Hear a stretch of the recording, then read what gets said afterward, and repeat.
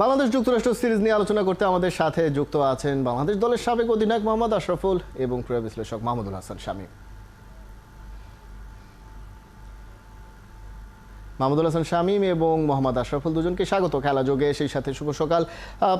তিনটা বিষয় আসলে এই মুহূর্তে বেশ গুরুত্বপূর্ণ। একটা হচ্ছে যে বাংলাদেশ দলকে অনেক বেশি ট্রাভেল করতে হচ্ছে, তারা হিউস্টন থেকে ডালাসে পৌঁছেছে। অন্যদিকে তাদের প্র্যাকটিস করার জন্য অর্থাৎ অনুশীলনের যে সেশনটা থাকে সেটা সব মিলিয়ে একদিন পরের প্রস্তুতি ম্যাচের আগে। এরপর দ্বিতীয় যে বিষয়টা সেটা হচ্ছে যে ডালাসের উইকেটে অনেক বেশি রান হওয়ার সম্ভাবনা রয়েছে, যে তিনটা জায়গাতেই আসলে বাংলাদেশের দুর্বলতা এর আগে আমরা দেখেছি। জেট ল্যাগের একটা বিষয়, তারপর সেখানে প্রস্তুতি নেয়ার একটা সময়ের অভাব, সেটা নিয়ে অনেক বেশি জলঘোলা হয়েছে। এবং দ্বিতীয়ত হচ্ছে যে বাংলাদেশের ব্যাটাররা খুব বেশি ছন্দে আছে এটা বলা যাচ্ছে না, তাদের ব্যাটে বেশি রান নেই। সেক্ষেত্রে বড় ম্যাচের বড় রান করতে হলে যে কোনো দলের বিপক্ষেই বাংলাদেশ দলকে বিপদে পড়তে হচ্ছে। এই যখন সিচুয়েশন, তখন বাংলাদেশ দল চ্যালেঞ্জটা জয়ের জন্য আসলে কোন পজিশনে রয়েছে মোহাম্মদ আশরাফুল?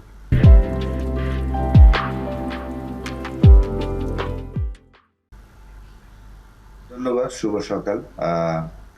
লাস্ট ম্যাচটা ডেফিনেটলি প্রত্যেকটা প্লেয়ারকে কনফিডেন্স করে, যেভাবে আমরা তানজিম তামিম এবং সৌম্য সরকার নট আউট ছিলেন, মুস্তাফিজ 10 রানে 6 উইকেট পেয়েছেন, ক্যারিয়ার বেস্ট।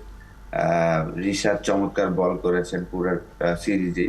তো অবশ্যই প্রথম দুইটা ম্যাচ আমরা ওই সমস্যাটা ছিল, প্র্যাকটিস করতে পারেনি, জেট ল্যাগ। কিন্তু এখন যেহেতু আপনার আইসিসি ইভেন্টে খেলতে গিয়েছেন এবং এই ধরনের জার্নি আমাদের করতেই হবে, এটা নিয়ে আসলে কোনো কথা বলে লাভ হবে না। তো যেহেতু তারা প্রফেশনাল প্লেয়ার, আমি শিওর যে তারা অ্যাডজাস্ট করে ফেলবেন।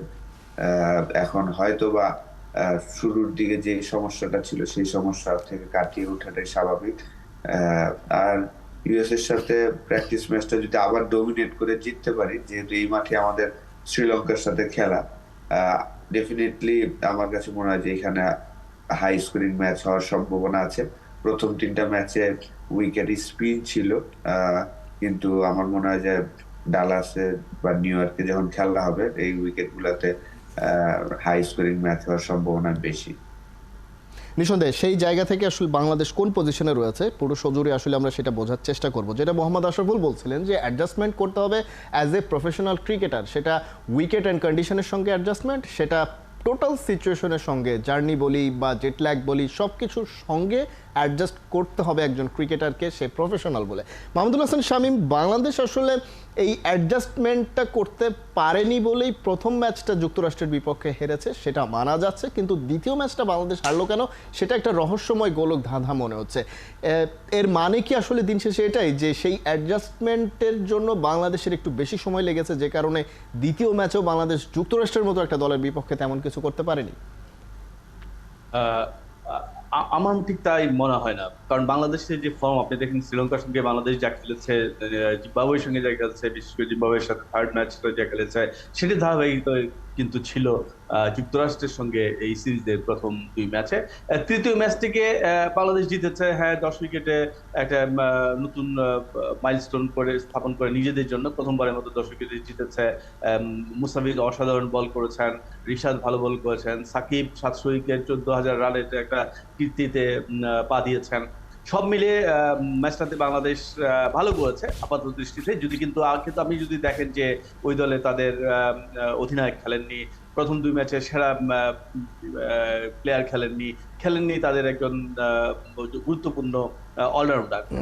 দলের মূল চার খেলোয়াড়কে রেখে সেই ম্যাচটা খেলেছে যুক্তরাষ্ট্র, এবং যুক্তরাষ্ট্রের এই দ্বিতীয় একাদশের সাথে বাংলাদেশ খেলেছে। কিন্তু সেখান থেকে কিন্তু আত্মবিশ্বাসটা কি পাওয়া যায়? আমার মনে হয় না সেখান থেকে খুব বেশি আত্মবিশ্বাস পাওয়া যাবে।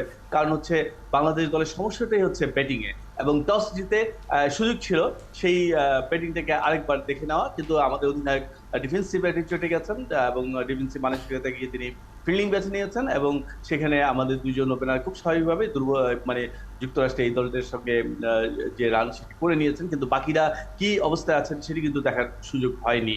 ফলে আমরা ঠিক বলতে পারছি না যে এই ম্যাচের যে জয়, সেই জয় থেকে আসলে কি আছে। তবে এখন যেটি হচ্ছে, যে ম্যাচটি খেলবে সেটি আসলে অনেকটা বোঝা যাবে বাংলাদেশের অবস্থা। বিশেষ করে প্রথমে আমি মনে করছিলাম যে যুক্তরাষ্ট্রের সঙ্গে 3টা সিরিজ 3টা ম্যাচ খেলার পর আবার কেন চতুর্থ ম্যাচ খেলতে হবে, কিন্তু এখন মনে হচ্ছে যে এটি মন্দে ভালোই হয়েছে। কারণ বাংলাদেশ তৃতীয় ম্যাচ জিতে যে খানিকটা আত্মবিশ্বাস ফিরে পেয়েছে, এই ম্যাচ যদি ভালো করতে পারে তাহলে আত্মবিশ্বাসটা কিন্তু পুরোপুরিভাবে ফিরে আসবে। আর এই উইকেটে, ফ্লোরিডার এই উইকেটে বাংলাদেশে কিন্তু খেলা অভিজ্ঞতা আছে, যদিও বর্তমান দলে শুধু সম্ভবত মাহমুদুল্লাহ থাকতে পারেন, বাকি কেউ এখানে খেলেননি। কিন্তু 2018 সালে এখানে বাংলাদেশ দুটো ম্যাচ খেলেছে ওয়েস্ট ইন্ডিজের বিরুদ্ধে।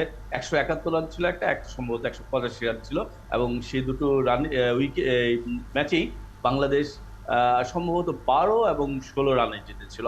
ফলে ফ্লোরিডা উইকেট কিন্তু প্রচুর রান হবে, 200 রানের কাছাকাছি হওয়ার সম্ভাবনা আছে। এবং এখানে যে ম্যাচগুলো হবে, শ্রীলঙ্কার সঙ্গে বাংলাদেশের ম্যাচ হবে, ফলে এইখানে খেলার মধ্য দিয়ে বাংলাদেশ কিন্তু এই উইকেটের সাথে পরিচিত হয়ে যাবে এবং কন্ডিশনের সঙ্গে পরিচিত হতে পারবে, এবং এই ম্যাচটি এই কারণে বাংলাদেশের জন্য জি, মাহমুদুল হাসান শামীম, কন্ডিশনের সঙ্গে যতই বাংলাদেশ পরিচিত হোক না কেন, পুরো সিচুয়েশনের সঙ্গে বাংলাদেশ যতই মানিয়ে নিয়ে যাক না কেন, নাজমুল হোসেন শান্ত বাংলাদেশ দলের ক্যাপ্টেন, তিনি পরিষ্কারভাবেই বলেছেন যে তাদের সেই সামর্থ্য নেই যে 200-250 রান তারা করে ফেলবেন টি-20-তে। তাদের শক্তির জায়গাটা হচ্ছে বোলিং, এবং যে কারণে তারা 160-170 করবেন এবং সেটা ডিফেন্ড করার চেষ্টা করবেন, এরকমভাবে পরিষ্কার কোট আনকোট কথা নাজমুল হোসেন শান্ত বলেছেন। মোহাম্মদ আশরাফুল, বাংলাদেশ দলের আসলে 200 করার সামর্থ্য নেই সেটা একটা বিষয়, আবার সেই সামর্থ্য নেই সেটা মেনে নিয়ে সেটার সঙ্গে মানিয়ে নেওয়ার চেষ্টা, এই মানসিকতাকে কিভাবে দেখবেন? না, এটা পজিটিভ ভাবে দেখতে হবে। আপনি যদি জানেন যে আপনার স্ট্রেংথটা কি, আপনি যদি জেনে ওইভাবে ক্রিকেট খেলতে পারেন তাহলে তো ভেরি গুড। ক্রিকেটে আসলে লাকটা খুব ইম্পর্টেন্ট। আপনার যদি ওপেনাররা একজন যদি সেট হয়ে পুরো 20 ওভার খেলতে পারে, তখনই আসলে আমাদের 180 থেকে 200 করা সম্ভব হবে। যে টপ 3 একটা ব্যাটসম্যান যদি 20 ওভার পর্যন্ত ব্যাটিং করে, আর কি তানজিম তামিম যে ব্যাটিং করছেন, সে যদি পুরো ব্যাটিং করতে পারে, ডেফিনেটলি আমাদের তখন 200 রান করার একটা অপরচুনিটি থাকবে। তো আর আপনি যদি আগে থেকে জানেন যে আমার স্ট্রেংথটা কি, আমি ওইভাবে এগোবো, তাহলে এটা পজিটিভ ভাবে নিতে হবে। এটা আপনি নেগেটিভ ভাবে নেওয়ার কিছু নাই।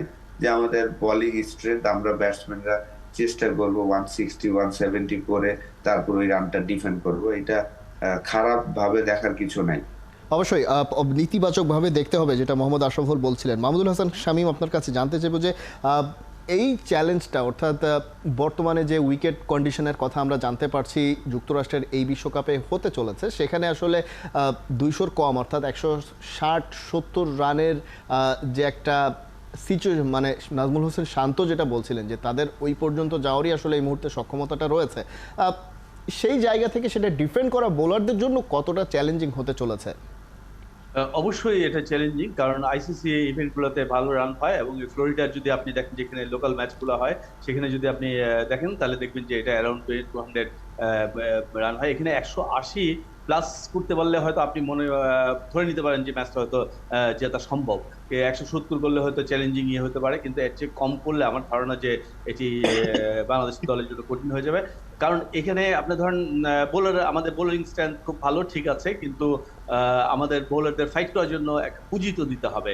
সেই পুঁজিটা যদি ব্যাটাররা না দিতে পারেন, তাহলে বোলাররা তার স্ট্রেংথ ব্যবহার করবেন কি করে? এবং যেটি হচ্ছে যে আমাদের সবচেয়ে বড় দুর্বলতা এখন যেটা, ব্যাটিং লাইন আপে আমাদের অস্থিরতা, সেখানে আমাদের নির্ভরতার কোন সুযোগ আমরা দেখছি না। প্রচুর মানে টপ অর্ডারে 4 জনই আছেন অফ ফর্মে, সেই অফ ফর্মে প্লেয়াররা একসঙ্গে ফিরবেন কিনা সেটিও একটা দেখার বিষয়। আশরাফুল ভালো বলতে পারবেন যে তিনি তার ক্যারিয়ার যে ম্যাচগুলো খেলেছেন, বাইরের কোনো দলের বিপক্ষে এত অফ ফর্মের প্লেয়ার দেখেছেন কিনা, তিনি একটি দলে এত অফ ফর্মের প্লেয়ার নিয়ে বিশ্বকাপ খেলতে যায় কিংবা সিরিজ খেলতে আসে, এরকম হয় কিনা সেটি। আমরা একটু মোহাম্মদ আশরাফুলের কাছে যেতে চাই, যেটা নিয়ে আসলে অভিযোগ সেটা হচ্ছে যে বাংলাদেশ দল জিম্বাবুয়ে সিরিজ থেকে টস জিতলেই ফিল্ডিং নেওয়ার একটা প্রবণতা দেখা গেছে নাজমুল হোসেন শান্তর ভেতরে, অফকোর্স, এবং সেই জায়গায় বাংলাদেশ দলের মূল সমস্যা বারবার আমরা বলছি যে ব্যাটিংয়ের। সেক্ষেত্রে আপনার ব্যাটিং অর্ডারটা কেমন হবে বা ব্যাটসম্যানরা কোন পজিশনে আছে সেটা বোঝার জন্য নিশ্চয়ই টস জিতে আপনি ব্যাটিং নিতে চাইবেন এবং সেভাবে নিজেকে তৈরি করার চেষ্টা করবেন, কিন্তু সেই দিকে বাংলাদেশ যাচ্ছে না। তাহলে এই যে বিশ্বকাপের প্রস্তুতি বলছি আমরা সিরিজগুলোর ক্ষেত্রে, বা পরে যে প্রস্তুতি ম্যাচগুলো হবে, সেখানেও ইন্টারন্যাশনাল স্বীকৃতি না থাকার কারণে ব্যাটসম্যান রিটায়ার্ড হার্ট করে করে প্র্যাকটিস করানো হওয়ার যে চলটা, সেটাও আমরা সেটার সাথে পরিচিত। সেই জায়গায় বাংলাদেশ বারবার টস জিতলেই ফিল্ডিং নেয়, এটার পেছনে আসলে কি পরিকল্পনা থাকতে পারে? মোহাম্মদ আশরাফুল কি বলবেন? দেখেন, আসলে আমাদের পুরা শান্তর তো দোষ দেওয়া যাবে না। এটা আসলে ম্যানেজমেন্ট সবাই মিলে ডিসিশন নেয় যে আসলে আমরা কি করব, টস জিতে কি ব্যাটিং করব না বোলিং করব। যে জিনিসটা হচ্ছে জিম্বাবুয়ে থেকে শুরু করে এখন পর্যন্ত আমাদের মানসিকতাটা একটু নেগেটিভ, আমরা ভয় পাই। এখন আসলে ক্রিকেটারদের জন্য লাইফটা অনেক কঠিন হয়ে গিয়েছে। আগে কিন্তু এতগুলা টিভি চ্যানেল বা এত সোশ্যাল মিডিয়া ছিল না। তো সেই কারণেই তারা সোশ্যাল মিডিয়ার কথা চিন্তা করে আসলে ভয় পেয়ে আসলে ডিসিশন গুলা নিচ্ছে যে না, আমরা জিততে চাই, আগে আগে বল করে, কিন্তু আগে ব্যাটিং করে ফ্রিলি ব্যাটিং করবেন, ব্যাটসম্যানরা ফর্মে আসবে, তারপর বোলাররা ডিফেন্ড করবে। সেই জায়গা যাওয়া উচিত ছিল, মানুষের কথা চিন্তা না করে ওনাদের প্ল্যান আর কি। অর্থাৎ শুধুমাত্র মাঠের খেলায় ক্রিকেটাররাই প্রেশার ফিল করছেন না, যারা ক্রিকেটারদের সঙ্গে ম্যানেজমেন্টরা রয়েছেন, কোচিং স্টাফরাও পর্যন্ত সোশ্যাল মিডিয়া থেকে প্রেশার ফিল করছেন বলে মনে হচ্ছে আপাতত ডিসিশনগুলো দেখে। আমাদের সময় একেবারে শেষ পর্যায়ে, মোহাম্মদ আশরাফুল এবং মাহমুদুল হাসান শামীম, আমরা আসলে প্রত্যাশা করতে চাই ডিসিশন যেভাবেই আসুক না কেন, দিন শেষে বাংলাদেশ যেন সফল হয়, সেই শুভকামনা থাকছে। দর্শক, আলোচনা করছিলাম বাংলাদেশ দলের বর্তমান পরিস্থিতি এবং পরবর্তী যে সিচুয়েশন রয়েছে, সেই সিচুয়েশনে বাংলাদেশ কিভাবে হ্যান্ডেল করবে সেসব প্রসঙ্গে।